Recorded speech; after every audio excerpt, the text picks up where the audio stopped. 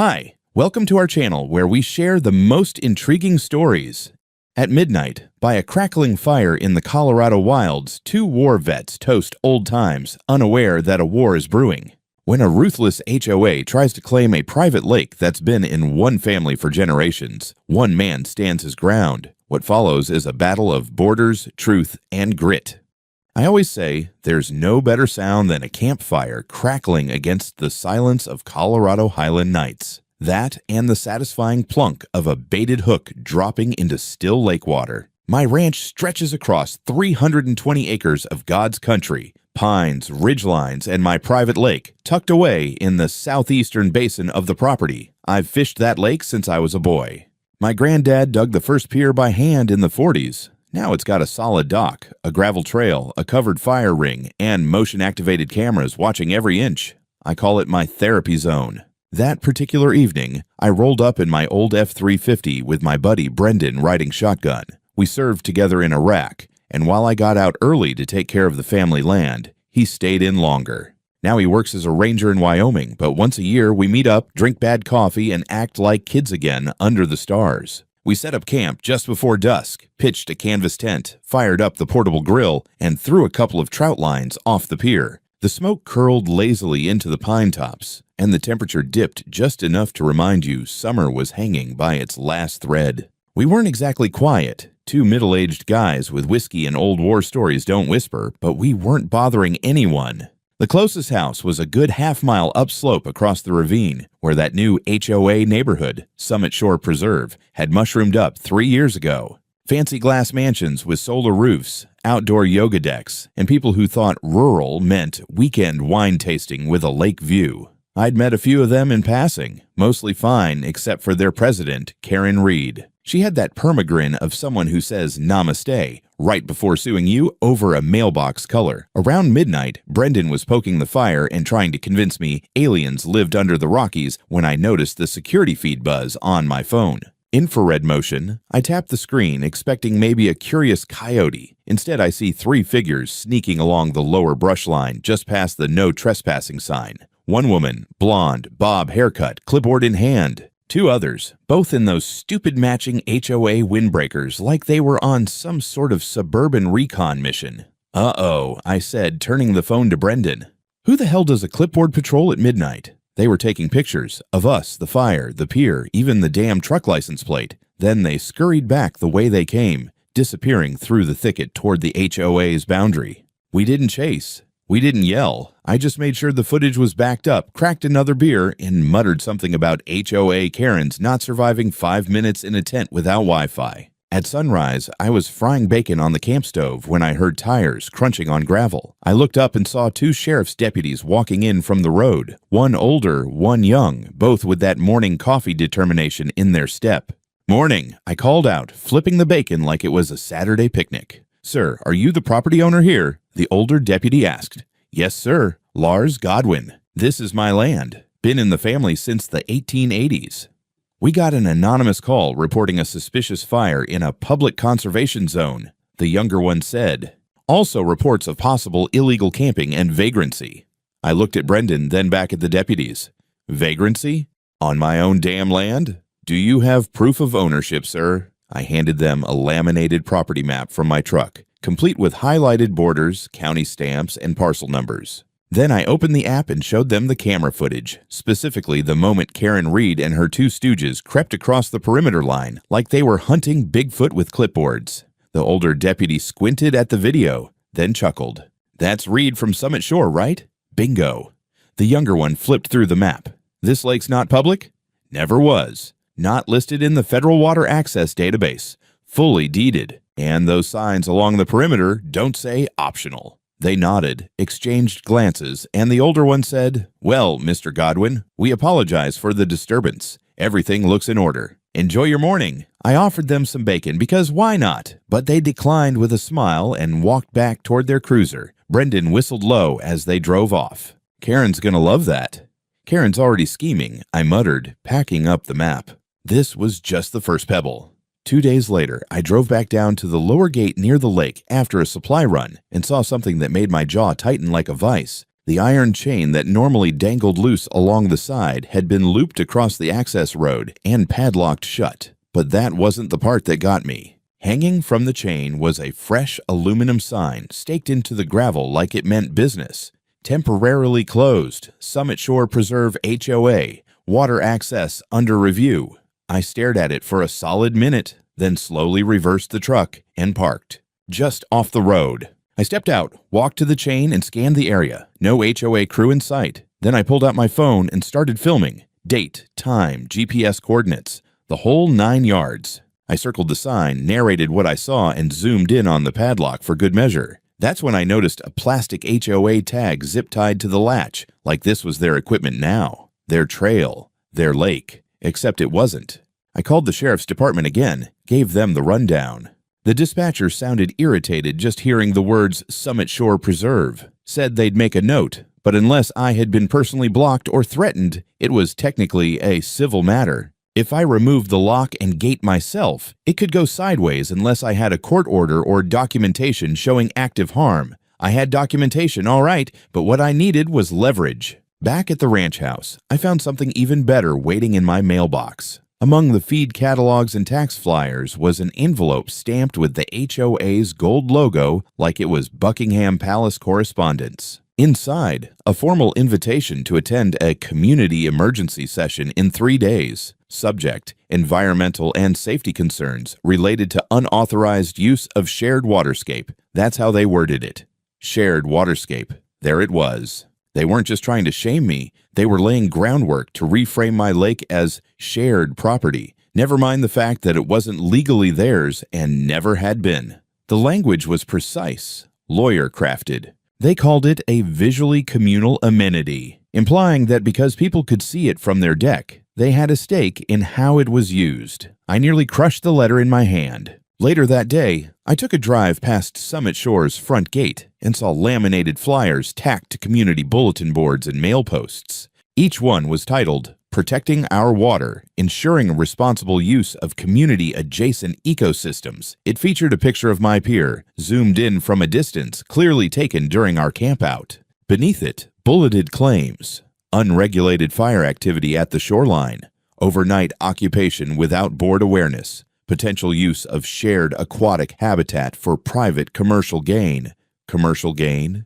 I didn't charge a soul to fish that lake. I barely let my cousins pitch tents out there, and I sure as hell wasn't turning it into a damn glamping retreat. But the insinuation was clear. They wanted neighbors to believe I was monetizing a natural asset they had some vague claim to. I called Brendan that night. They locked your road, he asked, incredulous. Like with a padlock. That's criminal trespass. They call it a precaution. Jesus. You still got that body cam set up from the Forest Service? He laughed. You want a kit? No, I said. I want backup. For the next 2 days, I documented everything. Remeasured the boundary line with GPS. Pulled copies of the plat map, the mineral rights lease, the old 1952 water use statement my grandfather filed that declared the lake a private reservoir for livestock irrigation. I even called up an old acquaintance from the county recorder's office to pull HOA's registered boundary documents. As I expected, their subdivision stopped 300 feet short of my fence line. The lake wasn't on their land, wasn't their responsibility, and wasn't subject to their jurisdiction, but they were pretending it was. And that made it dangerous. The day before the meeting, I printed a map the size of a movie poster with every lot line and parcel number. Then I stapled a screenshot from the video of Karen and her clipboard gang creeping through my trees and added the caption, Unauthorized Entry 11:47 p.m. And just in case, I mounted a new trail cam pointed directly at the gate chain. If they wanted a war over optics, I had gear, and unlike them, I had facts. I pulled up to the Summit Shore Preserve Community Hall just before 6. It was a glass and stone monstrosity meant to resemble some kind of sustainable lodge, but it looked more like a tech startup threw up in the forest. The HOA had clearly spared no expense. Recycled wood beams, touchscreen sign-in kiosk, and an awkwardly modern chandelier made of repurposed bicycle chains. I parked just outside the HOA boundary, wheeled my poster tube over my shoulder, and walked in like I'd been invited to my own trial. Inside, there were already at least 30 people milling around, sipping compostable cups of herbal tea and murmuring with the anxious energy of people expecting a scandal. At the front of the room, there stood Karen Reed, blonde helmet of hair, soft green cardigan, and the smug smile of someone who thought they'd won before the whistle blew. Flanking her were two board members, one of whom I recognized as the same guy who'd scowled at me from the bushes during their little midnight nature walk. Karen raised her hand like a schoolteacher. Thank you everyone for coming. As you know, recent events have raised serious questions about access, safety, and ecological stewardship regarding the lakeside perimeter. It's not your lake, I said loud and clear. Heads turned, murmurs rippled. Karen blinked and then smiled wider like I was an adorable interruption. Mr. Godwin, she cooed. As I said in the letter, this is a community dialogue. Then let's have one. I unrolled the map onto the front table and pinned it down with 2 copies of the county parcel records. This is my property, legally. Surveyed, deeded, recorded. The lake, the dock, the trees. Every inch of it has been in my family since before Colorado became a state. Karen gave a tight smile. Of course, we recognize historical usage, but the visual and environmental impact of your activities is... I cut her off. The impact? You mean camping on my own land? Lighting a regulated fire in a designated fire ring, surrounded by gravel 20 feet from the waterline, while your so-called officers trespassed onto private land in the middle of the night to take unauthorized photos? The man next to her, probably the HOA's VP, spoke up. We received multiple complaints, Mr. Godwin. People were concerned. There was smoke, lights, activity. From half a mile away, I said. Through binoculars, I assume. Karen tried again. The community voted to form a task force to evaluate potential shared use models for the lakefront area. There is no shared use. That lake is not on your land. It never was. And padlocking my road? That's criminal interference. You want to talk about stewardship? Start by learning to read a boundary map. A few voices in the room started murmuring in my favor. A man in the back asked, "Wait, so the lake's not even part of Summit Shore?" Karen's smile faltered. It visually anchors the eastern vista of our development. That carries weight in land use conversations. That carries 0 weight in court, I said. I've already filed a statement with the sheriff. And if I find one more lock, one more fake sign, or one more HOA volunteer on my side of the fence, I'm filing charges. The room went quiet. Karen stared at me, her face tightening in a way that betrayed real panic for the first time. She leaned in slightly. You're being combative, Mr. Godwin. Lady, you brought the fight. I packed up the map, turned, and left without another word. No applause, no outrage. Just silence. And silence was good. Silence meant the spell was breaking. The next morning, I drove down to the lake trail to check the cameras and see if anything had been tampered with. The chain was still hanging there, unlocked now, but the sign had been yanked. Instead, nailed into the fence post was a handwritten note in permanent marker. Enjoy your toxic runoff lake, redneck.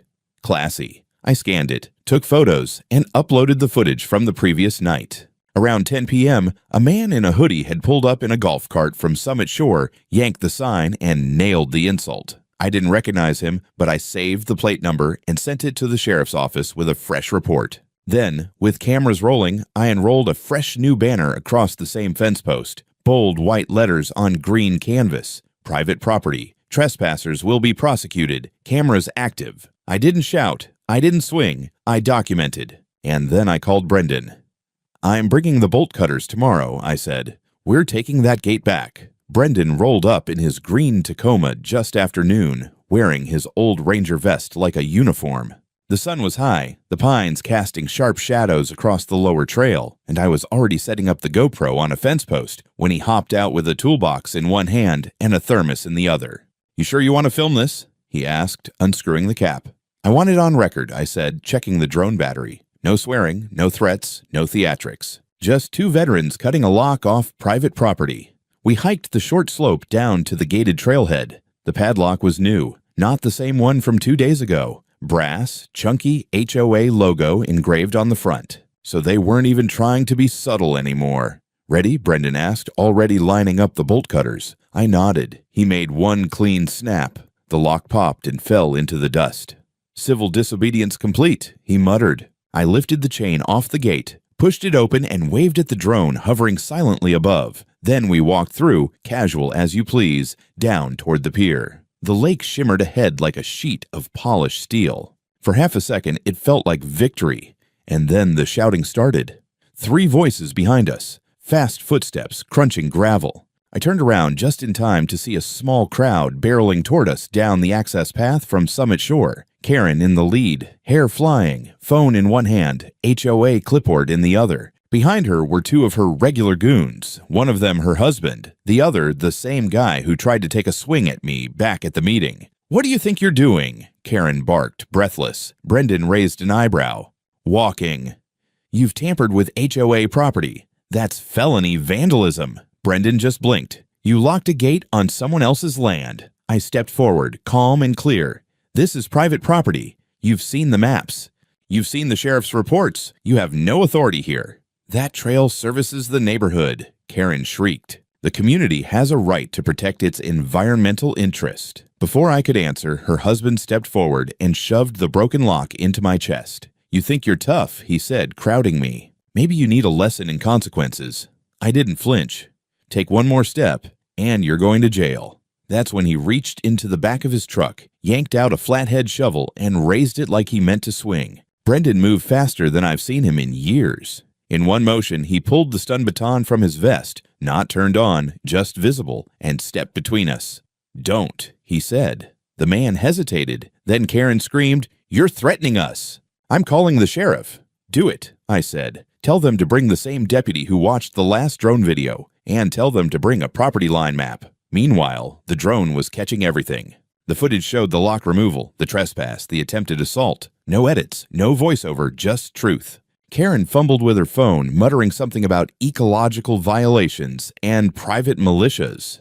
I don't think she knew which story she wanted to run with. We stood there like that for nearly 15 minutes until we heard sirens coming up the Ridge Road. 2 sheriff cruisers pulled up near the trailhead. The same older deputy from before stepped out. His hand went to his radio and he gave me that look, the one that says, "You again?" I waved. "Afternoon, deputy. Glad you could make it." Karen ran to him first, of course, arms flailing, shouting about destruction of public assets, threats with weapons, and a possible armed conspiracy. The deputy listened, nodded, then walked over to me. "You got the video?" I handed him the SD card from the drone. "Uncut, start to finish." He took it, turned to the group, and said, "Nobody moves. Let me review this." We waited. 20 minutes. The tension baked under the sun. Karen's husband paced in circles like a caged dog. Brendan leaned on a post and sipped from his thermos like it was a picnic. Finally, the deputy returned. "Well," he said, "this just got real simple." He turned to Karen. "You and your associates were clearly on private property. The signage was visible. The trail you blocked isn't HOA jurisdiction. And your husband," he pointed, "raised a weapon. That's assault." Karen gasped. But he...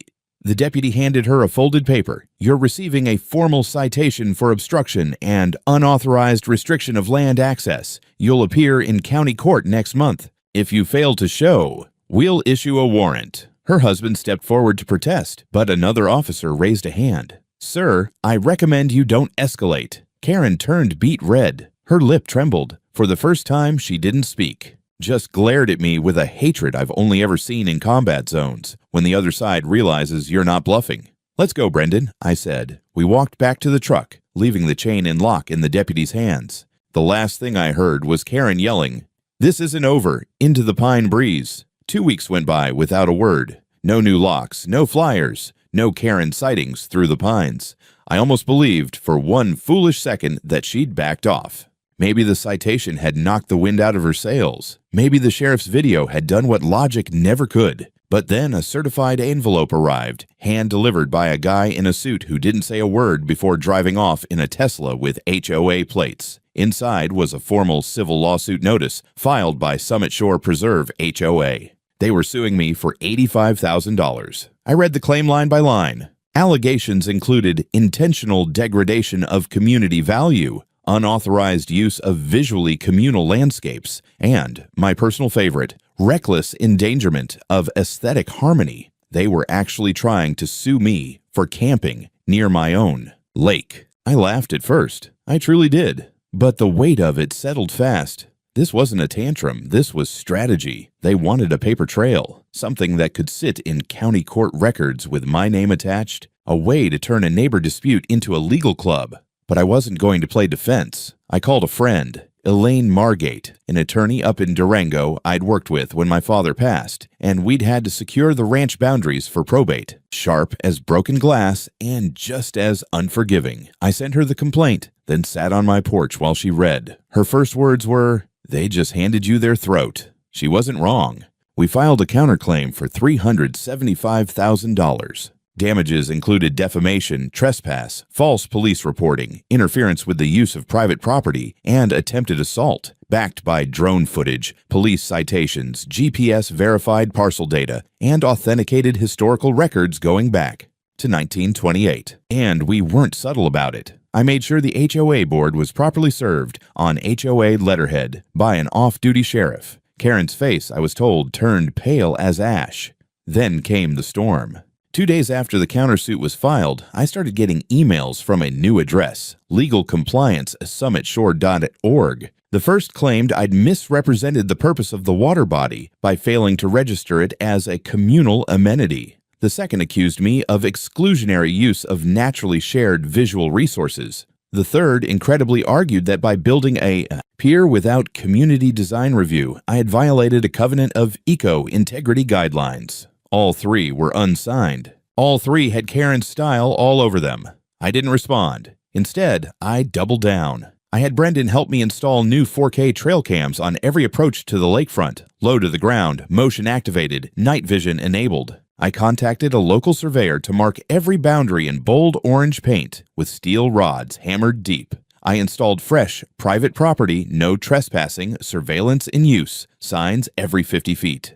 I even flew the drone nightly, capturing images of every house facing the lake, documenting, just in case, any instance of spying, lights, or foot traffic. And finally, I mailed a formal cease and desist letter to Summit Shore Preserve HOA, signed and notarized, warning that any future entry onto my land or attempt to obstruct access would be met with legal prosecution and claims for maximum damages. I didn't hear back for a few days. Then a neighbor, one of the quiet ones from the edge of the HOA line, drove up my driveway in a rusted Jeep and handed me something. A copy of a Summit Shore newsletter slipped under his door. Inside was an official update that read, "We are currently facing a legal attack by an adjacent landholder who is actively threatening the preservation of our community's visual harmony. We urge residents to remain strong and unified in the face of hostility." They were rallying their people. But I had something better than a mob. I had evidence, and the courtroom was next. Court hearings in our county aren't like in the movies. There's no grand oak-paneled chamber, no echoing gasps from a crowd, just a dry little courtroom on the third floor of the government building in Alamosa with flickering fluorescent lights and a clerk who always seems one sigh away from quitting. But what was like the movies was Karen showing up with a 3-person entourage, her lawyer, her husband, and a smug guy in a blazer who claimed to be their community standards consultant. She wore a bright green blazer and carried a binder twice, the size of mine. I don't think she expected to see me there in a pressed shirt, flanked by Elaine Margate and a land use expert from the University of Colorado. The judge was a no-nonsense woman in her 50s, former property litigator. She looked bored before we even started. HOA's side opened with a PowerPoint about view corridors, collective enjoyment of nature, and a supposed ecological agreement that they claimed applied to all bordering properties, even though none of it appeared in my deed nor in any official registry. Elaine let them finish. Then she calmly pulled up a parcel overlay from the Federal Bureau of Land Management, clearly showing my land, the lake, and the fact that Summit Shore Preserve was built 5 years after my grandfather's last boundary update had been recorded. Then came the video. Elaine presented edited clips from my drone footage with timestamps and GPS tags. HOA members walking across my posted property line, Karen photographing my camp without permission, her husband raising a shovel in direct confrontation. The sheriff's incident reports were printed, highlighted, and entered into evidence. Karen looked like she was trying not to choke, but the real nail came from the land use expert. He explained that the lake, shallow, seasonal, and technically without a defined inlet or outlet, was not legally considered a navigable public water body and therefore not subject to any shared use laws in Colorado unless explicitly designated, which it wasn't. Then Elaine handed the judge copies of my property tax records going back 15 years, historical photographs showing my grandfather fishing off the same shoreline in 1947, and perhaps most damning, Karen's own HOA promotional flyer that referred to the lake as a scenic backdrop, not part of HOA management. When the judge recessed for lunch, I caught Karen in the hallway, whispering to her lawyer, visibly pale. Her husband paced. The consultant looked like he was trying to disappear into his phone. After lunch, the judge came back with her ruling, calm, clipped, and devastating. She declared the HOA's original claim baseless, citing no standing jurisdiction, no legal encumbrance, and no credible evidence of harm. She ordered them to pay all legal fees related to their suit and defense. Then she turned to our counterclaim. Elaine stood and requested a formal hearing to determine financial damages for trespass, harassment, and attempted defamation. The judge agreed, setting a full trial date for 3 weeks later and allowing us to subpoena HOA meeting records, emails, and internal communications relevant to the lake incident. Karen tried to object, but the judge silenced her. "You initiated this legal action, Mrs. Reed. If you're unhappy with the process, you should have stayed out of court." We walked out of that building with momentum behind us. Elaine was already drafting the subpoena requests by the time we reached her car. That night, I sat by the fire pit near the lake with a beer in hand, watching the water reflect the stars. The gate was still closed, my camera still rolling, but for the first time in weeks, the silence felt like mine again. The subpoenas landed like grenades. Karen and the HOA board tried to delay, of course, citing privacy, vague claims about member confidentiality, and one hilarious email where Karen claimed her files were accidentally deleted by a system update. Elaine responded by filing a motion to compel compliance, and the judge granted it in under 48 hours. We got everything: meeting minutes, internal emails, memos about visual dominance rights, even a board proposal, authored by Karen herself, suggesting a campaign to pressure adjacent landowners into either selling access or reintegrating their land into the HOA zone through soft administrative pressure. That phrase stuck with me. Soft administrative pressure. One thread in particular made my blood boil. Karen had emailed the HOA's environmental subcommittee 2 months prior, suggesting that if they could document even one instance of unlawful camping, fire usage, or waste at the shoreline, it might be used to push a county action against me. She literally tried to fabricate violations to weaponize environmental law. Another document, buried in a digital folder labeled Archive June Temp, contained a scanned version of a doctored map showing the lake overlapping HOA parcels. The original version, dated 3 months earlier, showed the real boundary. The fake one had been used in their community meeting to justify chaining my access road. Elaine's eyes lit up. "That's fraud," she muttered, almost gleeful. We filed an amended complaint the next morning, now requesting punitive damages and citing intentional misrepresentation, malicious prosecution, and falsification of public claims. Karen's lawyer tried to settle. He called Elaine with a proposal. HOA would drop all actions, pay a token settlement, and issue a private apology. Elaine asked him, "Do you think my client wants an apology?" Then she hung up. Meanwhile, I upgraded my perimeter security. Motion-activated floodlights, wireless alarm sensors on the trail, and I installed a brand new steel gate at the lake access road, this time with biometric keypad entry. Anyone without my fingerprint or my authorization code wasn't getting through. Period. That same weekend, a truck with a landscaping trailer was caught on one of my cams attempting to reverse down my access trail. No logo, no markings.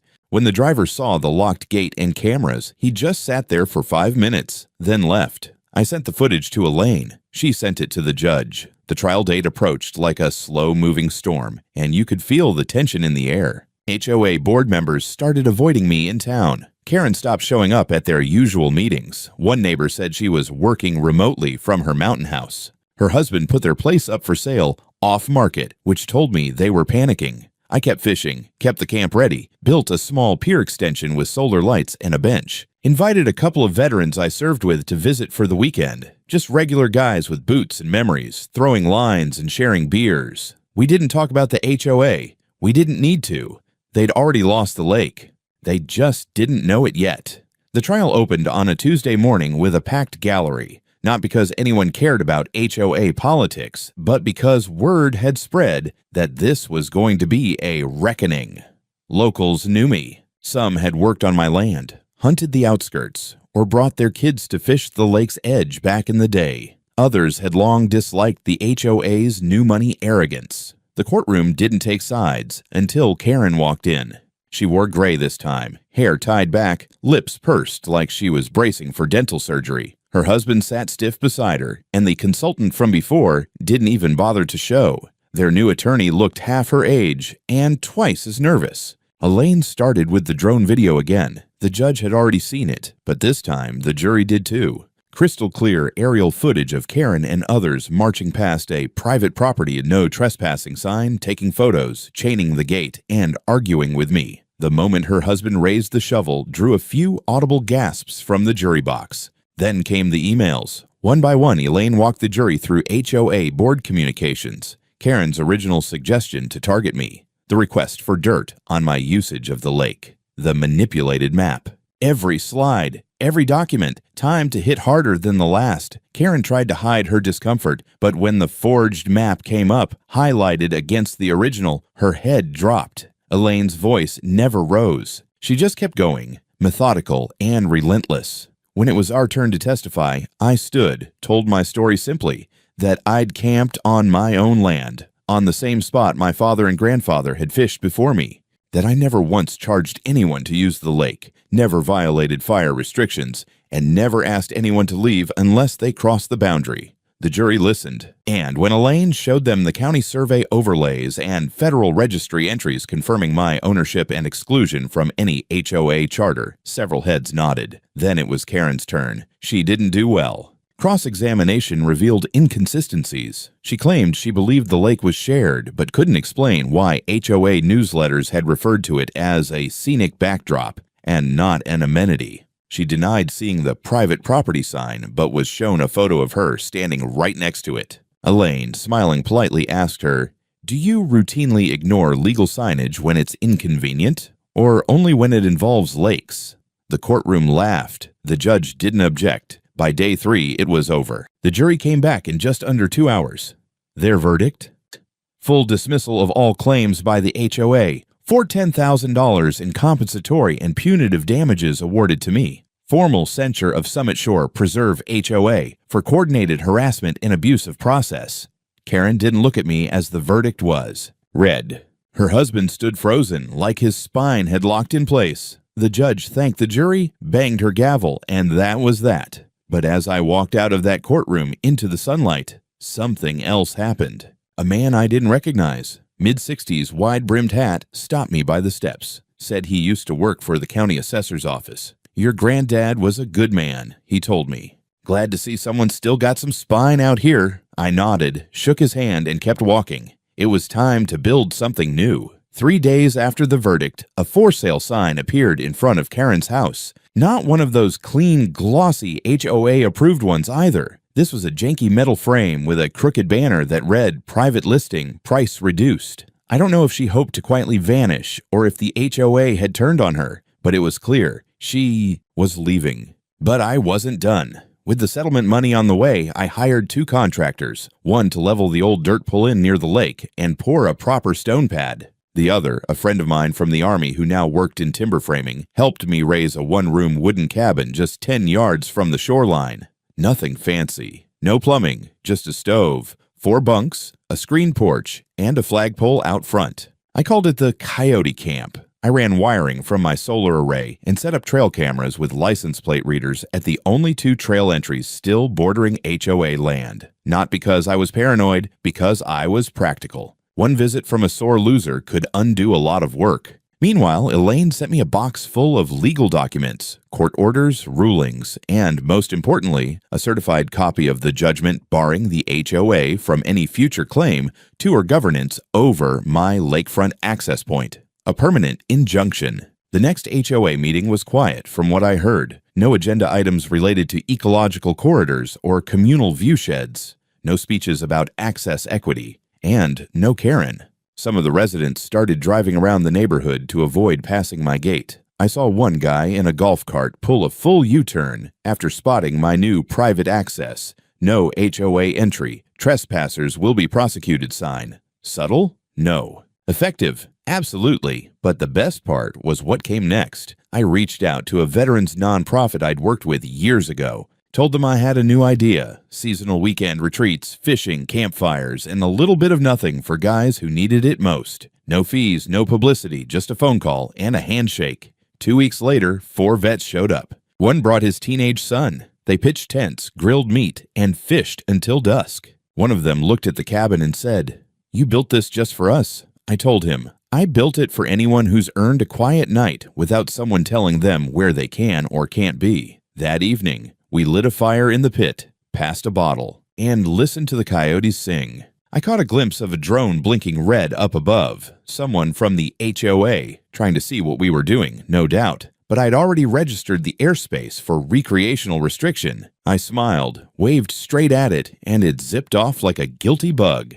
That weekend, I didn't hear from Karen, didn't see a single board member, just the wind in the pines and the occasional splash of a fish jumping at twilight. This land had always been mine. Now no one could question it. Summer rolled into fall. The trees around the lake turned golden and crimson, and mist hung low over the water in the early mornings. It was the kind of silence that felt earned, not just peaceful, but deserved. I'd fought for it, and I'd won.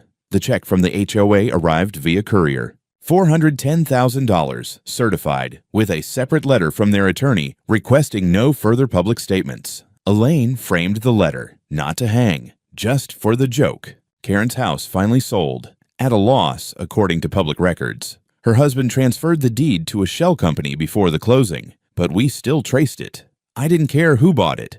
Whoever they weren't getting near my lake. A few weeks later, I got a call from the sheriff. He let me know, with a dry chuckle, that Karen had been formally indicted on charges of filing a false police report, falsifying legal maps, and obstruction of justice. Apparently, forging municipal documents and harassing non-members didn't sit well with the district attorney, especially after all the publicity. She turned herself in and was released on bail, but sentencing was expected before the year was out. She won't be running any more HOA meetings. As for the Summit Shore Preserve Board, they issued an amended charter stating that the HOA holds no authority, implied or actual, over adjacent non-member properties. A copy of that amendment now hangs inside the cabin, next to the fish chart, the yay first patch of military unit stickers, and a laminated photo of the old family deed from 1889. On Veterans Day, we hosted a small gathering, 12 of us this time, some with wives or sons. No press, no officials,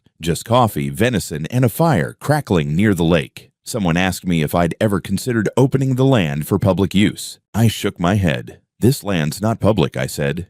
"It's personal." That's the difference. Late that night, I stood by the lake alone. The stars looked close enough to grab. The water was still, and for the first time in a long while, I didn't feel like I had to defend it. I just got to enjoy it. A carved sign now sits at the start of the trail down to the cabin. It reads, "Coyote Camp, Veterans Only, Private Lake. Respect the land, or turn around." I don't expect Karen to ever see it, but if she does, maybe she'll finally understand something she never could. Some things aren't hers to manage. Some boundaries aren't just legal. They're earned, lived, and fought for. And now, they're protected.